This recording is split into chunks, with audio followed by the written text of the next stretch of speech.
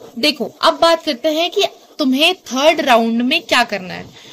Third round में दो scenario बनते हैं। पहला चीज, या तो तुम्हें फर्स्ट राउंड में सीट नहीं मिली, सेकंड राउंड में सीट नहीं मिली, सीधे थर्ड राउंड में सीट मिल रही है, तो क्या करना होगा तुम्हें ऑप्शन मिलेगा फ्रीज या फ्लोट करने का। अगर तुम्हारे मन की सीट है तो फ्रीज कर लो, अगर तुम चाहते हो कि अपग्रेड करना तो फ्लोट कर लो। लेकिन इस राउंड में इतना ध्यान रखना कि तुम फ्रीज करोगे या फ्लोट करोगे, दोनों ही केस में तुमको कॉलेज जाके एडमिशन करवाना पड़ेगा, डॉक्यूमेंट वेरिफिकेशन करवाना पड़ेगा। ओके, दूसरा सिनेरियो क्या बनता है? दूसरा सिनेरियो ये बनता है कि तुमने सेकेंड राउंड में फ्लोट किया था, तो थर्ड राउंड में क्या होगा, या तो तुम्हारा सीट अपग्रेड हो जाएगी या फिर तुम्हें जो पहले मिली थी सेकेंड राउंड में वही की वही रहेगी।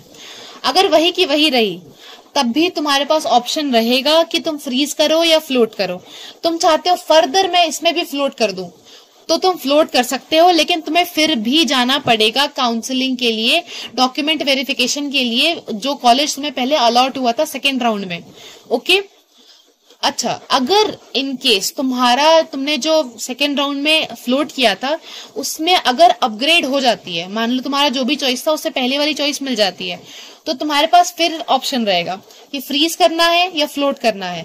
अगर फ्रीज करते हो तो भी जाना पड़ेगा कॉलेज में, फ्लोट करते हो तो भी जाना पड़ेगा कॉलेज में। इस राउंड में फ्रीज करो या फ्लोट करो, दोनों ही केस में तुमको जाना पड़ेगा कॉलेज में एडमिशन के लिए, डॉक्यूमेंट वेरिफिकेशन के लिए।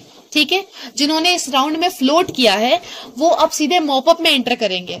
क्यों? क्योंकि थर्ड राउंड के बाद ऑनलाइन अपग्रेडेशन का कोई प्रोसेस नहीं होता है, सारे प्रोसेस खत्म हो गए, आप सीधे अब मॉपअप में एंटर करोगे। ठीक है, मॉपअप जो होता है ना वो ऑफलाइन होता है, तो वहां एसवी निर्तार में आपको जाना पड़ेगा सारे डॉक्यूमेंट्स लेके।